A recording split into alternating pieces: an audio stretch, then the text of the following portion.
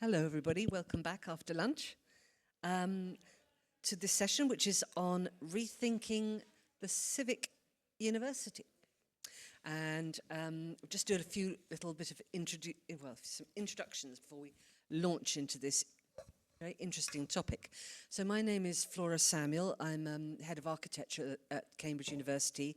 And I think the reason I'm here really is because I lead an organisation called Cambridge Room, which is an urban room for Cambridge, a place where universities, because we've got Anglia Ruskin on board, local authorities, industry, practice, communities come together to talk about the future of their places. And if you aren't aware of the urban network, do take a look. There's some wonderful spaces, particularly one in Sheffield, Liveworks, which has been going for 10 years now, actually.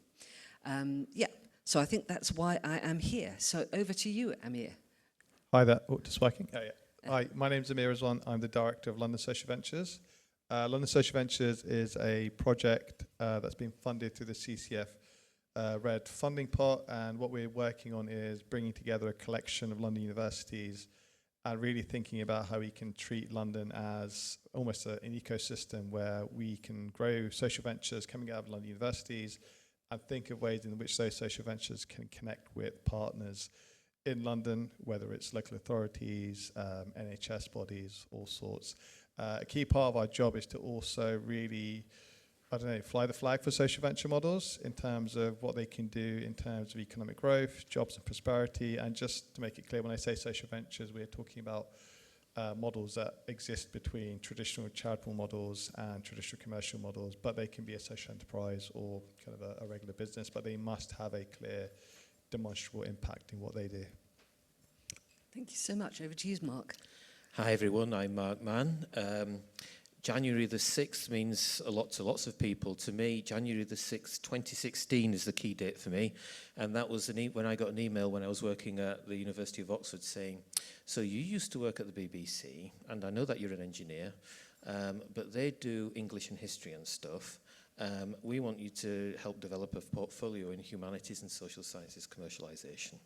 So that was 10 years ago now. So for 10 years I've been working in what is now called SHAPE. And as part of that, I realised that half of the ventures that were coming out of humanities and social sciences were classified as social ventures. They have and it's because they have an impact on people, and it's best delivered with social mission as core to them. So I became head of social ventures at Oxford University Innovation, the tech transfer office there. And in January 22, I left, and I've been trying to make the equivalent mess at other universities that I made at Oxford as a consultant. You know all about that. But also spent half my time in an Oxford University startup called Divine Ox, where we measure the impact of specifically focused on SMEs, the social value that SMEs generate. And so what I've been working on over the last couple of years is measuring the impact of the ventures that come from universities. Thank you very much, Mark. And over to you, Claire. Hi everybody, my name's Claire Gorrara. I'm here with actually probably 3 hats on. So I'm new in post as the Pro-Vice-Chancellor Research and Public Engagement at the University of London and Dean of the School of Advanced Study, which has a very strong national humanities mission. I was also previously, and that's how I know Mark, Dean of Research Innovation at Cardiff University, supporting commercialisation for arts, humanities and social sciences. And then thirdly, I'm the co-founder of a social venture spin-out, Pobl Communications, which works with supporting linguistic diversity in schools based on a long-scale project with the Welsh Government to improve the uptake of a language at GCSE. So I'm also currently looking at the valley of death, the chasm that it is, because we're spinning out from the University of Cardiff, but of course we're looking at some of the challenges around that, but it's absolutely a social venture looking at creating a multilingual mindset for young people in secondary schools. Wonderful. Thank you very much. Okay, so on to some questions. And the first one, which, I think is a tricky one, actually, I'm going to give to Claire, which is, what is a civic university?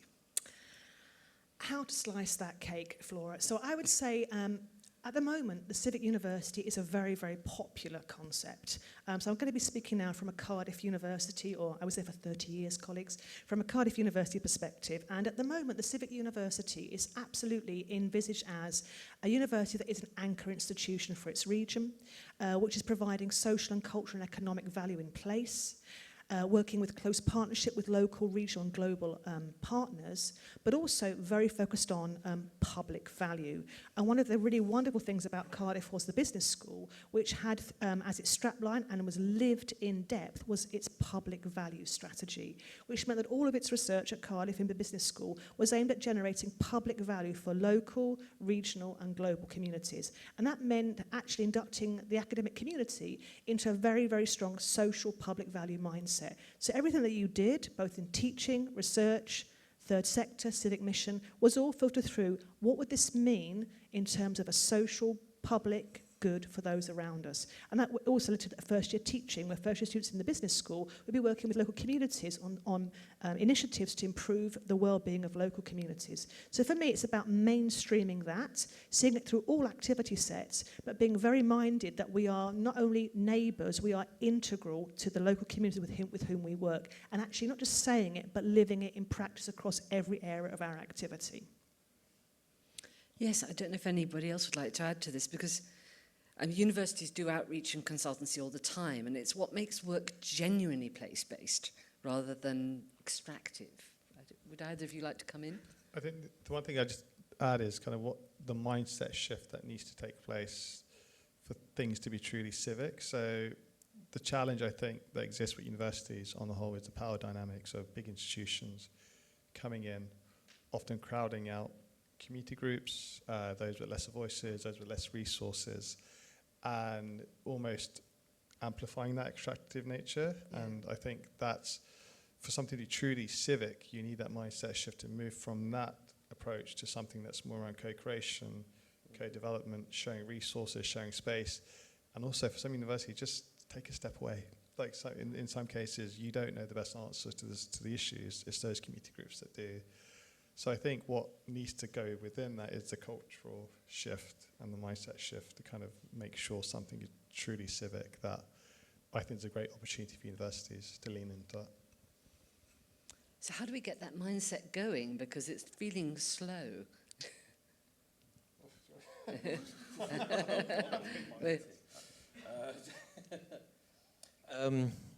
I mean, we could start with a couple of counterexamples. I mean, Cambridge, Oxford. Yes. I mean, they've got crenellations on the colleges to keep the people out, right? Exactly. And how do you get the mindset? I mean, so first of all, like a lot of the research that takes place in universities, are we doing research in a place around the place, or are we doing research in sub-Saharan Africa? Right. This is now when you're creating, the mindset is, encouraging your academics at first to say, well, why don't you do some research on what's around you? That's a good start. And also, when you're actually trying to develop your commercialization activity or your engagement with, it's actually, instead of looking for big investors in London, it's actually, looking around what's around you and who you can work with and trying to employ local people and bring them in. But it does take a mindset shift. And I've probably chosen the two most extreme examples of the ones who don't particularly do it very well. But I'd also say that you can be global civic. I mean, I think I totally understand Amar's comments there about the importance of not being extractive, but being co-design, co-production.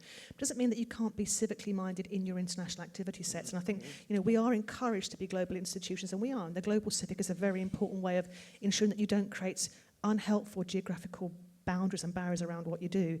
It certainly also means a mind shift in terms of the systemic ways in which universities work. So promotion pathways have to acknowledge and value civic mission and or third sector and or citizenship. And that's the word used in some instances, citizenship as well. So we have to ensure that we're actually incentivizing that, but also involves training and development from the undergraduate program all the way through. And we are seeing now some universities beginning to actually look at the undergraduate program outside the discipline base to look at actually transferable skills, if that's the right word, but ways to sensitize and to work with students from the very beginning to rethink how they might envisage not only their degree itself, but what it gives to them as a person living in and for a place, but also thinking more broadly about their development. So I think we probably need to nuance the local, because the local is global. Yes, I mean, I do believe think local, act global, or whatever the saying is, but it seems to me that local research or local activity is quite far down the food chain in prioritisation of universities. In my work, I really try to demonstrate that working locally is good research and it can attract funding, and I just think universities could do so much more to incentivise that local work, very real poverty. I mean, in Cambridge is the most unequal city in Britain.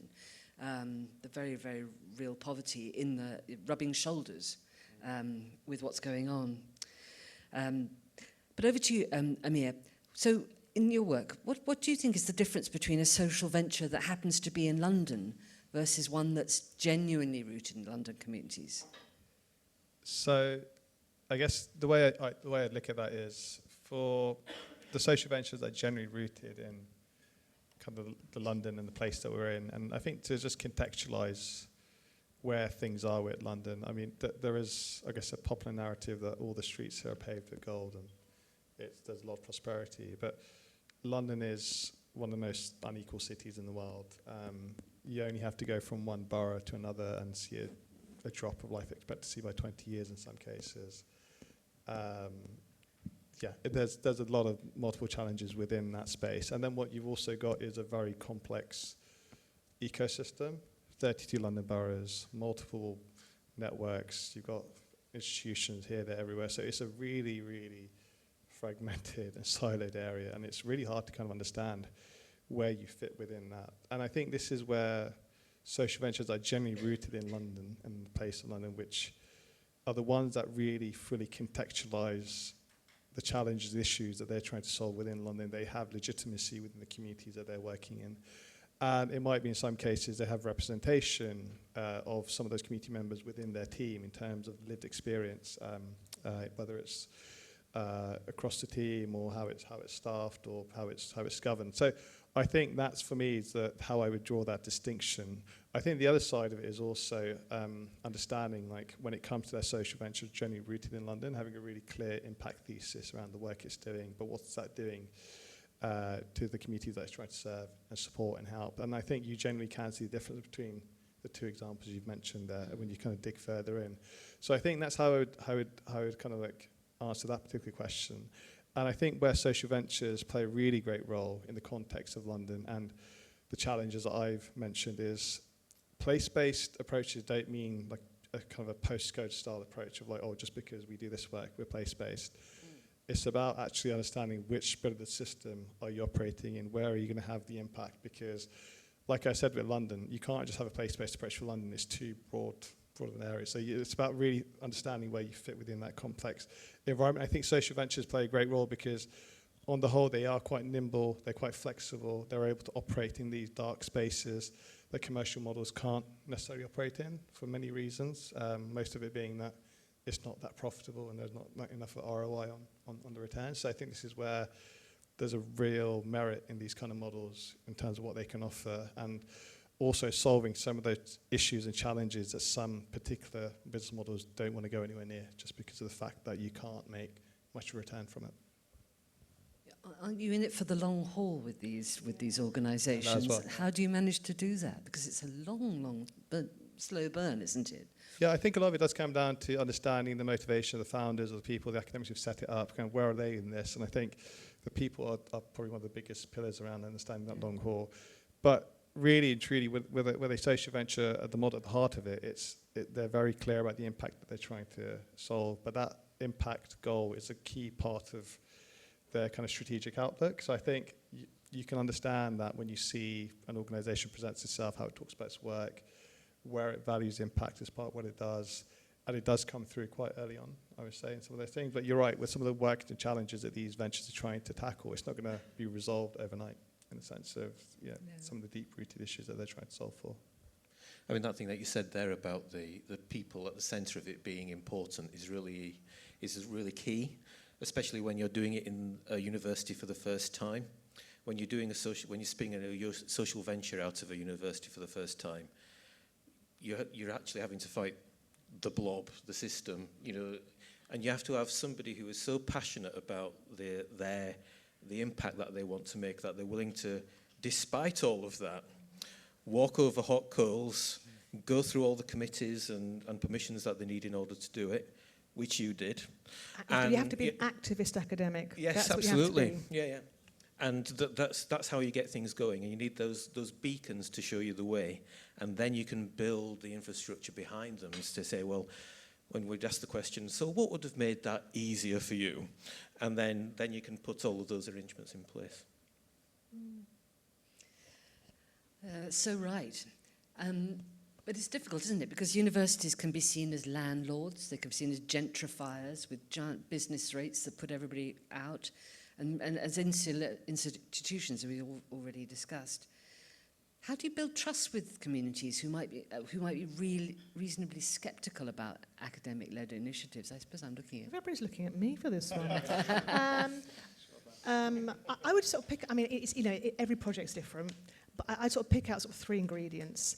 And we've used the word extracted before. It has to be about the long haul. You don't parachute in and parachute out. You build out trust over a long period of time. So the project that I'm working on that is the social venture is built on 10 years of working with secondary schools across Wales. We've worked with some of the teachers in those schools for 10 years. So they know that we're not fly by night. They know we're going to come in. They know that we value them as community partners, and they know that we listen, and that we aren't providing a research solution to our problem in the previous session, but actually we're listening to them to try and help them resolve a challenge that they have themselves. I think trust and longevity is important. I think secondly, you have to have peer-to-peer support within an institution. So, I obviously worked with Mark at Cardiff.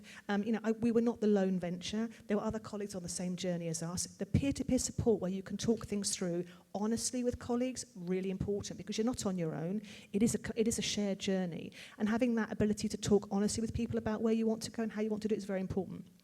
And then thirdly, you've got to be able to think of the art of the possible. Because you begin the journey, you've got no idea where it's going to go. You may not reach an end point. I think of it, there isn't a destination, there's a journey that you're on. The key thing is to be able to have a bit of resilience and support, but to be thinking about the art of the possible. Because there are unknown unknowns at the end. There are known unknowns on the journey. And so you've got to be prepared to be adaptive, but also be prepared to think through and end up move forward on a journey whose steps you had no idea of to begin with. Because if you're a SHAPE innovator in a university, you're often at the moment the pioneer. There is not a whole template of lots and lots of examples of the end point of that journey. There are lots of examples, positively so, people on the same journey as you. I can't think of anyone at Cardiff University who has an established spin-out company that is sitting there and go, oh, that's what it looks like. Because they all probably began about 5 or 6 years ago, maybe a little bit before that. So you have to have that resilience to think, okay, art of the possible, we're on the journey together, let's innovate together. And that's really exciting. So I think, you need to be not risk-averse, you've got to be cautious, but you've also got to be prepared to think the unthinkable. I think that's so true. The proper co-production is something where you don't know what it's going to be, isn't it? It's just a willingness to move on together. I mean, Amir, on that point, how do you ensure London Social Ventures creates ventures that communities really want, rather than what academics think they need? It's a challenge. We're only a year and a bit old, so we're quite new. But one of the things that we're trying to do is trying to figure out, well, on the one hand, we're working with all these amazing institutions, and there's great ideas coming out, and trying to capture that. Kind of capture the tableau, do the boring stuff, like get the data, put it all together. And the beauty is we're trying to create one funnel made up of so many different institutions. So you've got great ideas coming from UAL, Queen Mary, King's, and it's diverse. But trying to kind of build a picture of what that looks like. Then on the other side is, well, London's almost like a little petri dish for us. So who's doing lots of interesting things? Where are the spaces we can connect with? Because there's so much happening on the ground. And really, it's then doing the kind of matchmaking, like Cilla Black style thing. Like you've got there, how do we bring the two together? And the reason it's important we do that is because that infrastructure doesn't exist at the moment. There's very little connective tissue that brings these two worlds together.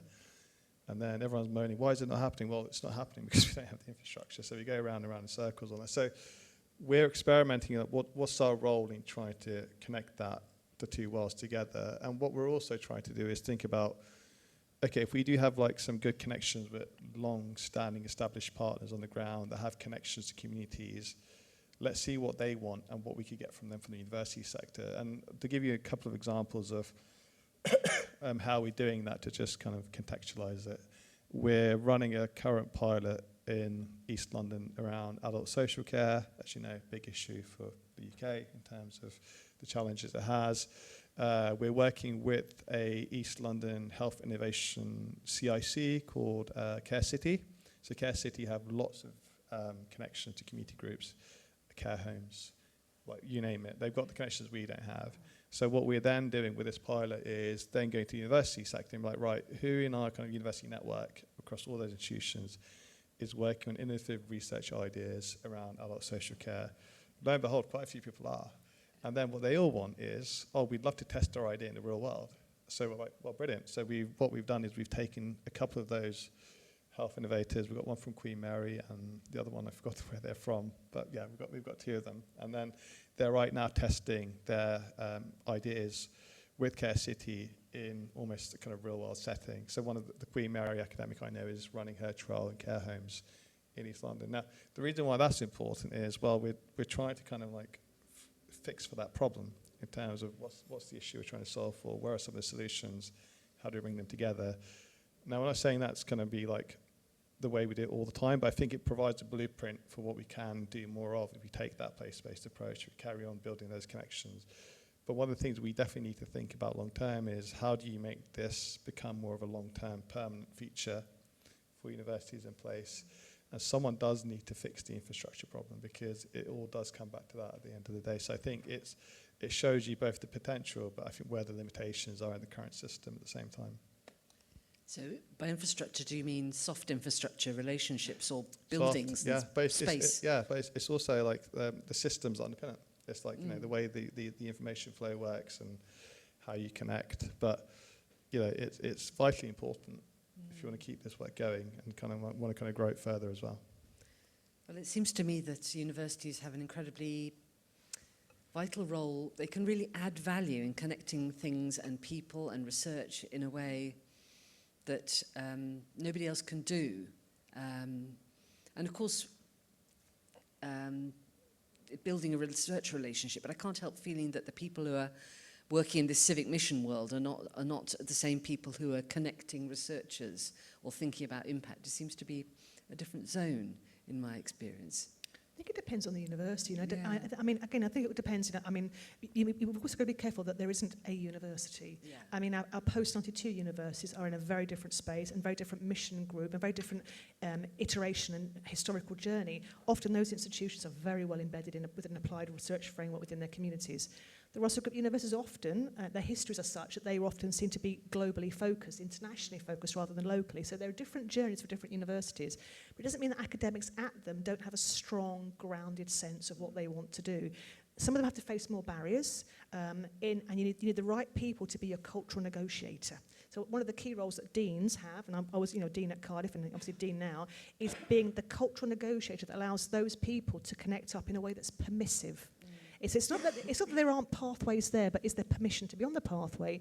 Is it recognised, and can it be integrated into an academic career rather than doing it at the weekends and the evenings? So there are lots of gatekeepers, but there is permissibility, and we have to be accountable. We have to think through every institution's individual history because that does inflect how far you can do what you want to do and with whom. I think that's so right, but it would be so great to see this sort of work recognised by promotions panels. I mean, I've yet to see a promotion panel that took any interest in this work at all. There's some. I've seen a couple in the sector. Oh, wow. Mark. Anyone from the There are, University of yeah. Leicester here? No, I've seen somebody, they've got it. So they've got 4 pillars, one of which is the impact that you make. Yeah. And it's written in so you can actually get promoted on the basis of your the impact that you You can at Cardiff as well. It's called innovation, but yeah, institutions do have it, but it is the atypical pathway, but it is there. Yeah, and but also you see things going in the opposite direction. So, you know, the work that I did at Oxford when I first started getting things going, where I was learning from was Coventry University.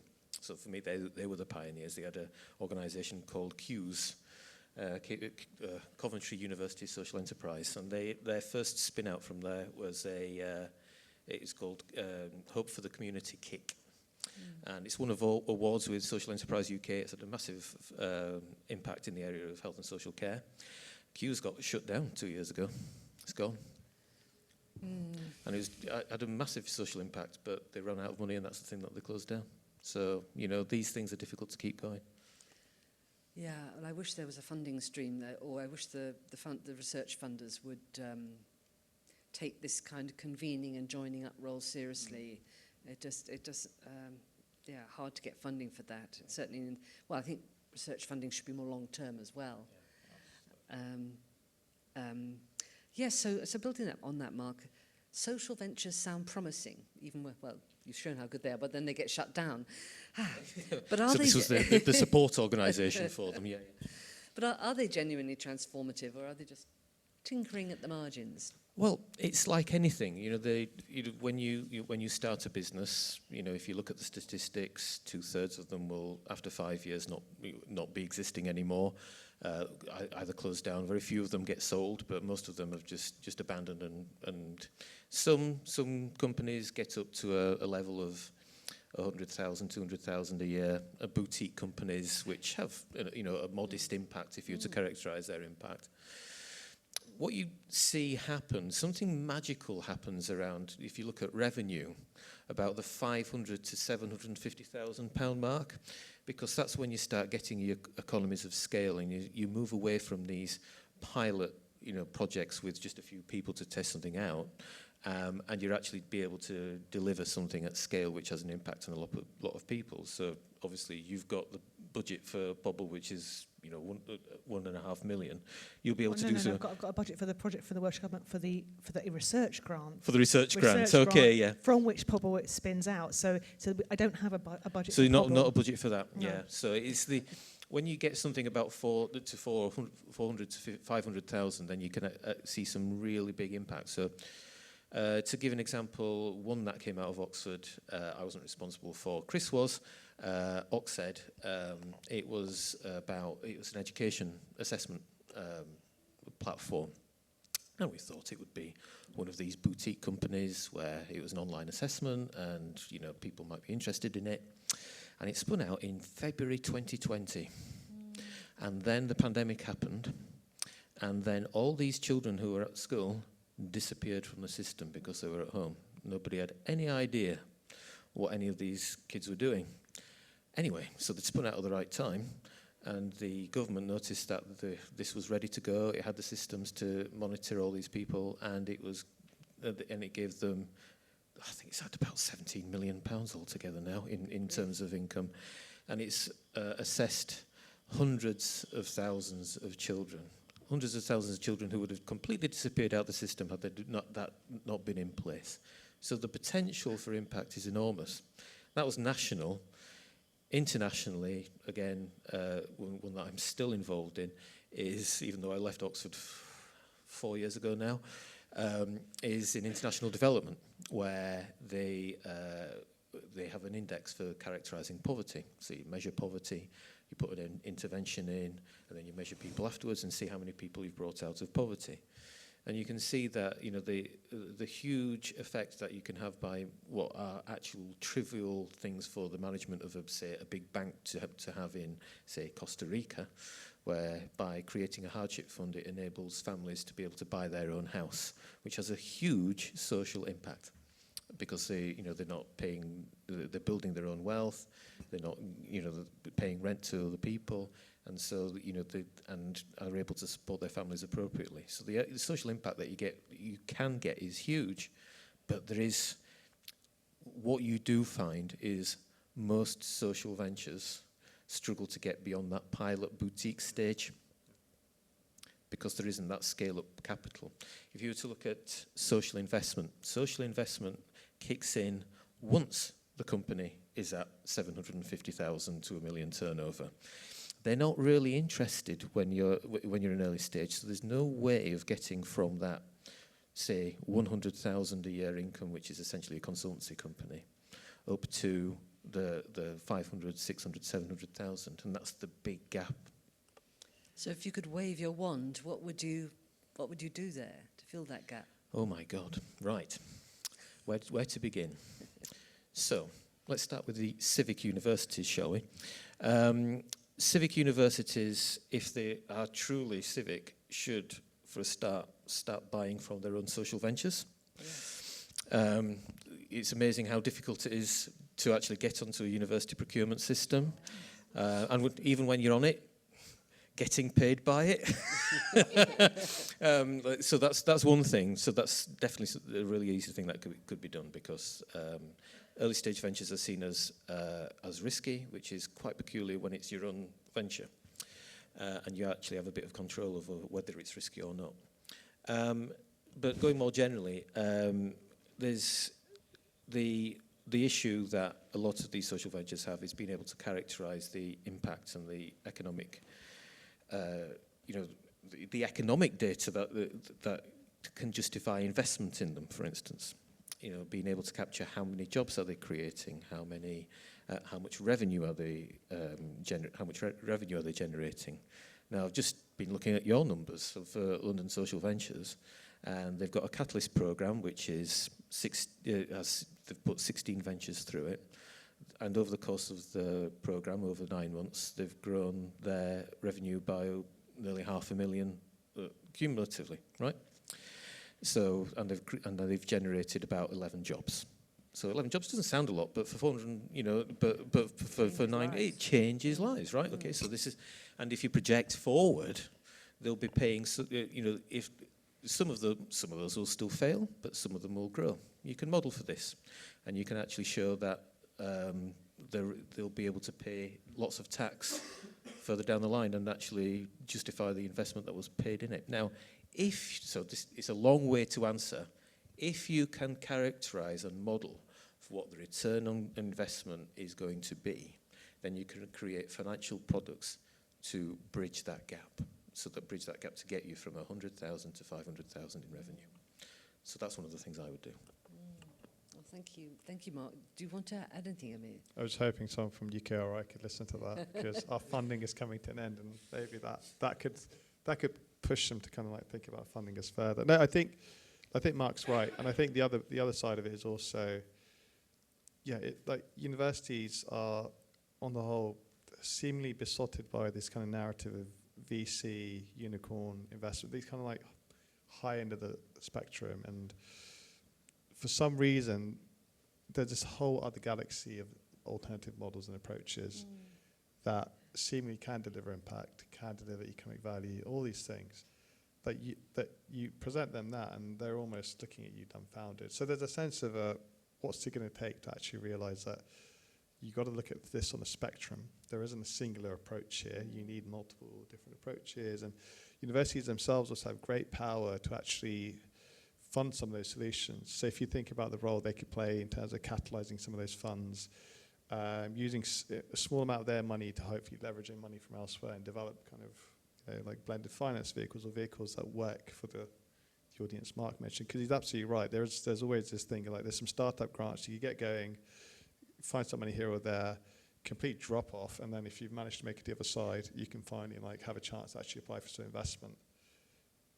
This is something that's been around for years and years and years, and we're still going round and round thinking, who's going to solve it? So I think there's a sense of actually what do universities want to do to actually solve for some of that, and use some of the power they have and positionality they have to actually come up with some of those solutions, but not by themselves, but with other sector partners, because I think there's an immense value, and there's just so much there that you could just pivot into actual impact in so many like small, interesting ways that won't take much work, and it's just a wasted opportunity.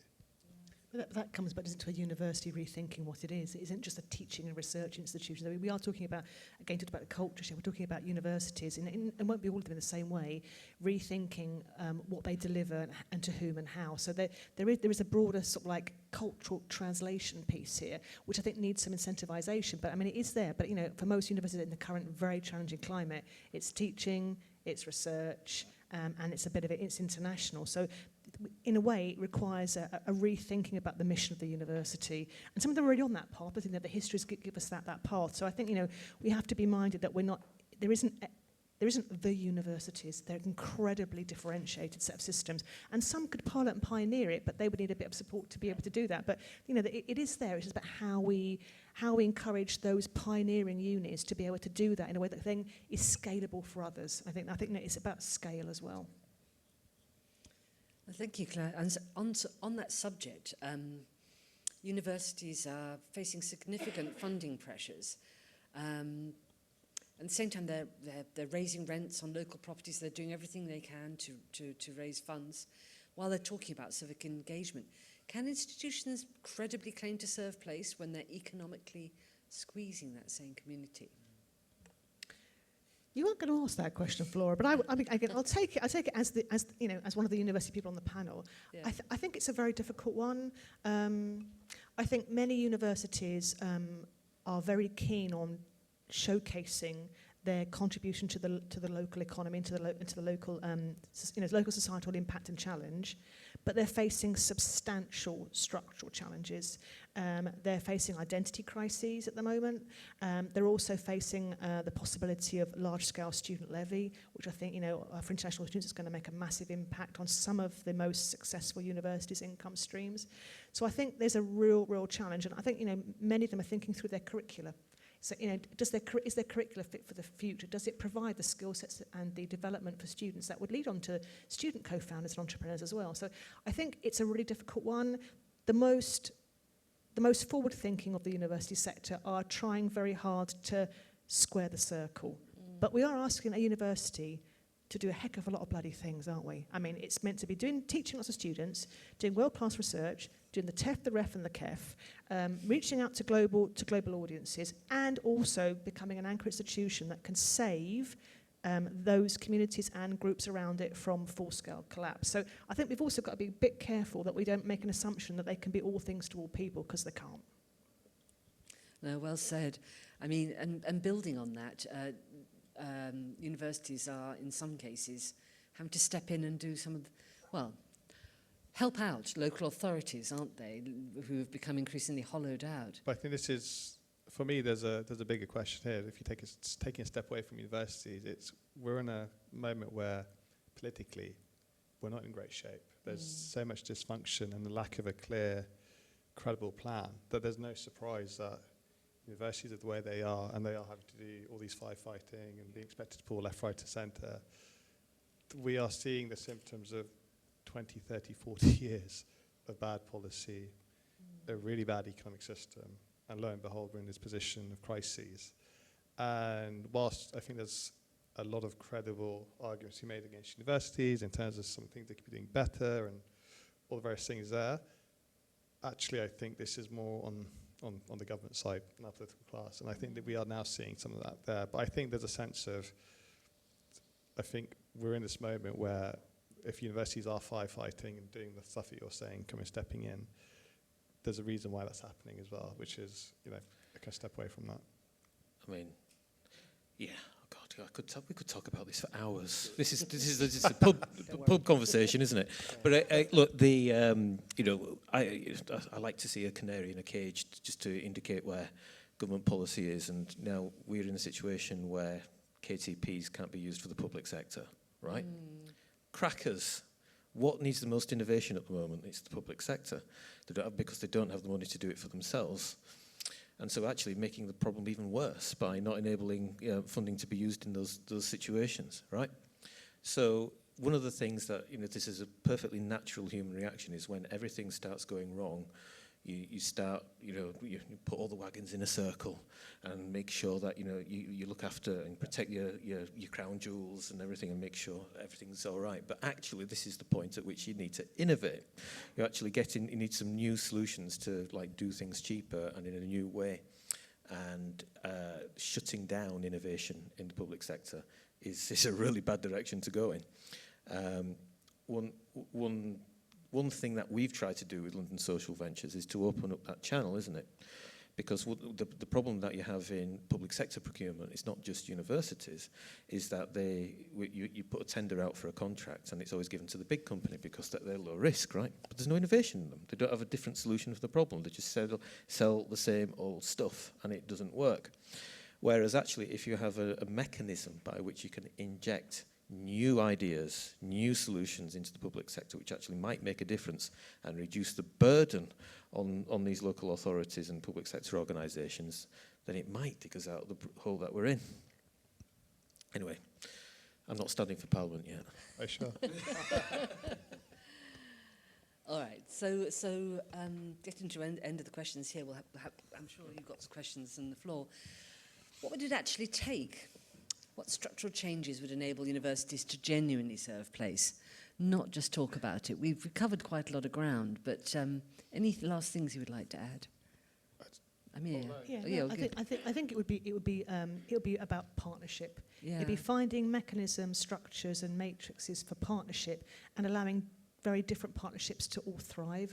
So you might have a partnership with your local community centre. You might have a partnership with your local fintech company. You might have a partnership, with an overseas NGO that's based in your area. I think it's about partnership building and again being in it for the long haul. It's got to be sustainable long-term partnership. So that might mean working with fewer people, but it might mean working at greater depth and scale for sustainable outputs. I mean, there's been a lot said in the conversation, but there's one I just want to make a point for, and a strong point for, is around space. And I don't mean just like give community groups a random office or like a room for like a little like something. I'm talking about the fact that universities have massive geographic footprints, are not the most well-designed footprints, are hostile architecturally. They're just, if you could redesign the whole thing, you'd start that all over again. So I think there's a sense of, and I think it matters in the context of place, because if you're a community group from, I say, lesser backgrounds or whatever, and your community or your state, wherever it is, on the fringes of a campus, it looks like two worlds that are completely disjointed and not with one another. So I think reconfiguring how the space works, because I think you then try and then improve the flow of dialogue between communities and spaces where actually you might begin to foster some of those ideas. But I just want to make a big push for the space to say, like, universities are sitting on so much land and space that they're just not using it in the best way possible, and it's shocking sometimes what I see. And they're empty at the moment. Everyone's on Teams from home. I mean, we've got the standard sign that we see in Cambridge and Oxford, which is the college is closed, right? Okay. That's not a good example. But let's talk about an example that is good, which is where the city I live in, which is the University of Worcester. The University of Worcester has got an organisation, a building in the middle called the Hive, right next to the big viaduct that goes across the middle of it.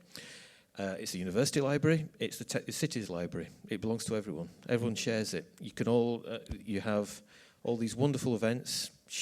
I'm on the mailing list with archaeology and things where all the community is brought together in one place and it's shared, genuinely shared, and it's a model I'd love to see replicated more. That sounds like a beautiful example. And I've seen in Scandinavia examples of like laboratories and fab labs and laser cutting spaces and maker spaces that are shared by the city and the university. And, no wonder those places are doing so well in their research. But unfortunately, I think this requires some changes to university estates departments, who, in my experience, don't seem to think of themselves as being part of the city or the community. And it's all about keeping everybody out rather than letting people in. Yeah. Okay, I think it's time. I'm sure some people here, do you have any questions? There's a roving mic coming your way.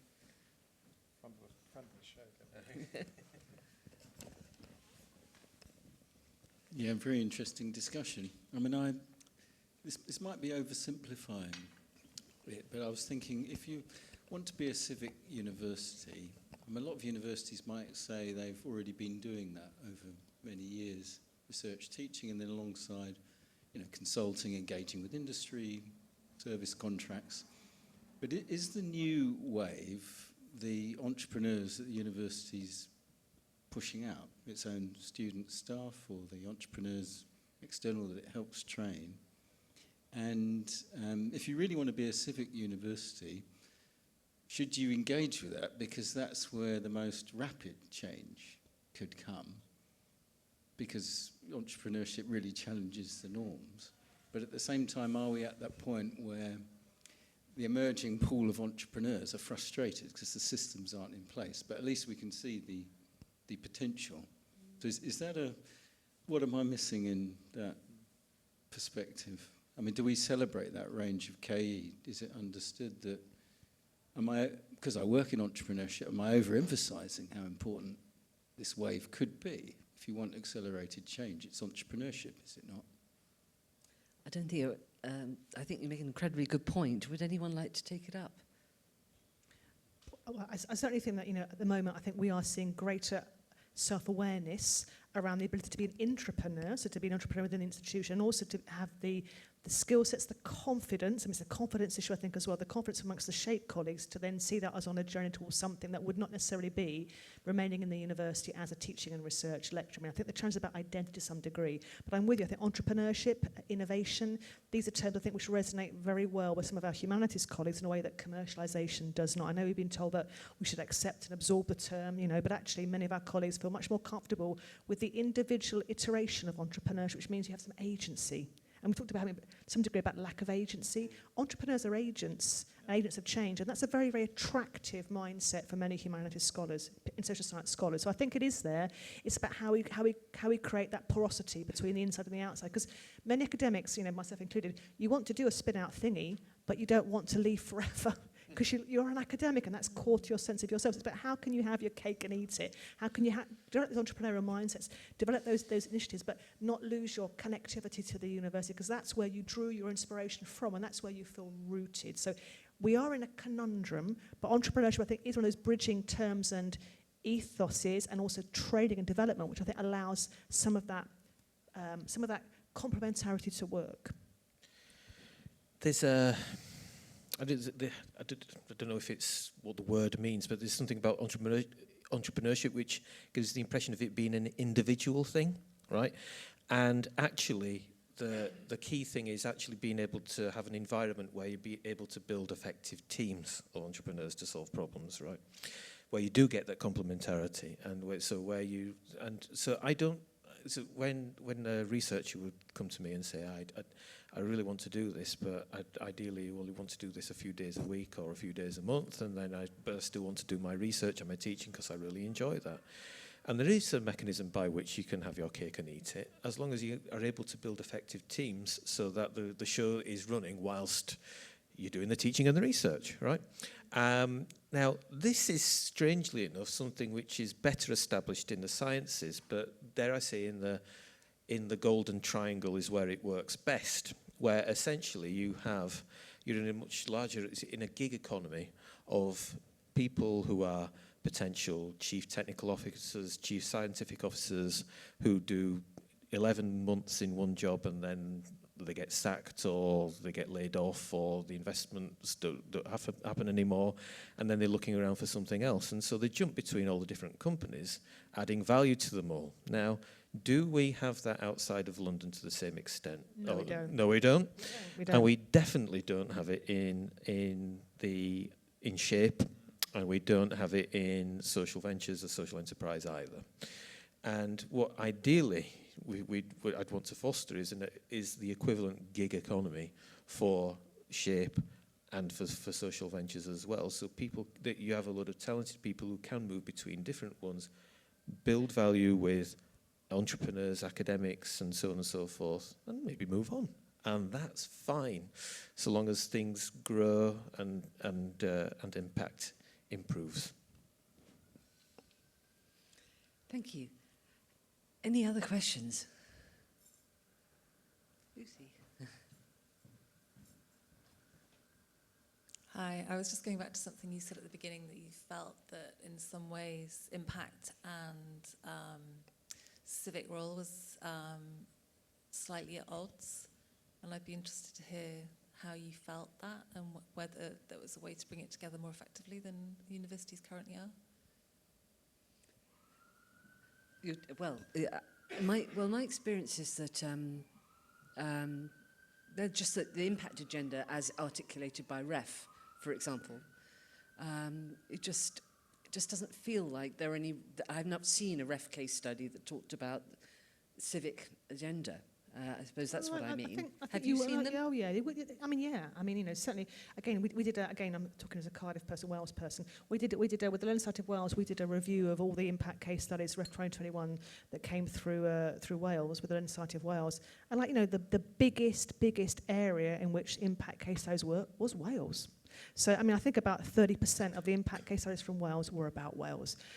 So I think it might not be given the term civic mission, but a vast number, and I bet we wouldn't be dissimilar for Scotland. I'm talking about the devolved nations here. There's a very strong sense of place, which is in contradistinction to the UK. I think in England, in English universities, and I am myself, you know, originally a Londoner, lived in Wales for many years. In England, there's often a blurring between England and the UK, right? It's like England is the UK is England. If you're living in Wales or Scotland, it is bloody not the UK.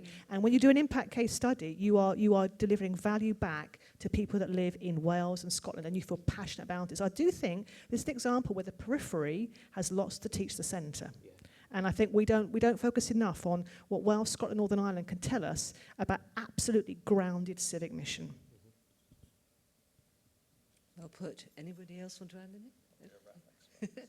I mean, was your point about the fact that like the various teams within the university are not connected and the agenda isn't aligned, or was it more about I think they probably aren't. I think there's the civic mission. I mean, you know more than me, but there's the civic mission team, and they're not really the same as the research impact team. No.